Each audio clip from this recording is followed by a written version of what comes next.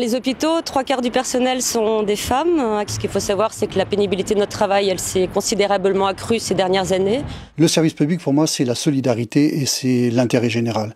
Pour moi, l'enseignement, c'est avant tout la transmission de connaissances, de culture dont les élèves, de futurs adultes auront besoin. Et ça, c'est quand même exaltant. Mon but en rentrant dans la fonction publique, et particulièrement au service de l'administration des impôts, c'était de remplir un service public égal pour tous. Moi, je suis fonctionnaire dans la fonction publique territoriale dans l'Hérault. Ce qui est important d'être fonctionnaire territorial, c'est qu'on est au plus près des usagers et qu'on est là pour l'ensemble de la population. Ce qui ne va pas dans le service public, c'est qu'on réduit considérablement ses moyens et aussi qu'on en dénature son objectif. On réduit ses moyens par des suppressions d'emplois, par des restrictions budgétaires.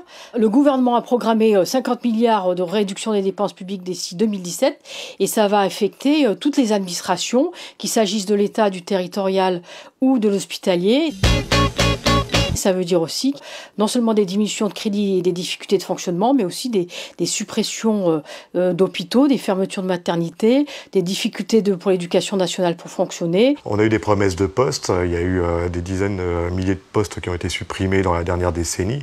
Et si on fait bien les comptes, on est à une poignée, quelques milliers de postes qui ont été recréés. On se retrouve avec des classes dans lesquelles les élèves sont à 35. Voire plus, donc on ne peut pas enseigner correctement. On nous considère comme des privilégiés, mais les fonctionnaires ont en réalité des conditions de travail et des salaires qui sont pas du tout ce que la majorité des gens imaginent. Notre pouvoir d'achat a considérablement baissé, nos conditions de travail sont très difficiles. Concrètement, c'est le discours anti-dépenses publiques qui fait qu'on est complètement dans un changement de système. Et c'est ça qui est révoltant, qui n'est pas dit. Ça veut dire qu'on bascule d'un système où justement on a une fonction publique, un service public développé. On passe à un système où ça va être la concurrence.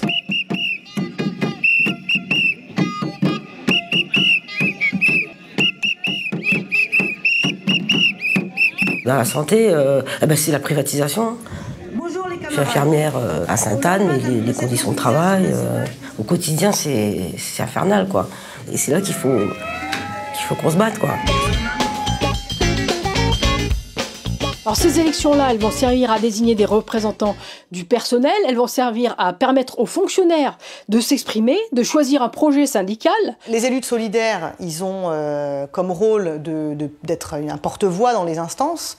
Mais cette voie, il faut qu'elle se construise collectivement. On va voir les agents, on leur dit voilà, l'administration nous propose ceci, qu'est-ce que vous en pensez? On en débat, on prend une position commune et on va défendre cette position commune devant l'administration en disant c'est la volonté des agents.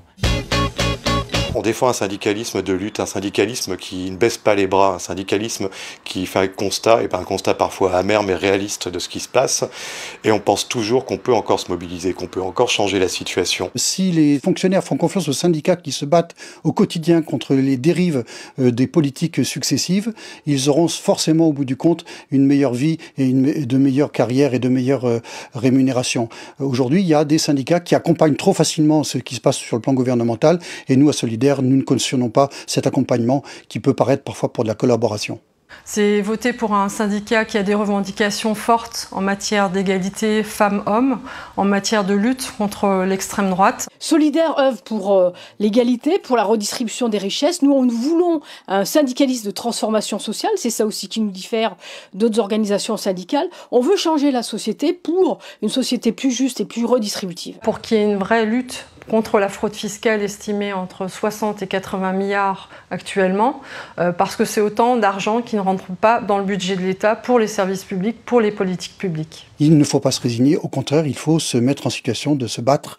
Et c'est ce pourquoi, moi en tout cas, j'ai choisi d'être à Solidaire, parce que je pense que c'est une organisation syndicale qui a chevillé au corps la notion de justice, la notion d'intérêt général, et en tout état de cause, elle fera tout pour y parvenir. Ce qui nous intéresse, c'est que cette voix, ce soit la voix des salariés qui soit portée auprès des instances et qu'elle soit entendue. Et donc le 4 décembre prochain, si vous votez pour Solidaire, vous voterez forcément contre l'austérité.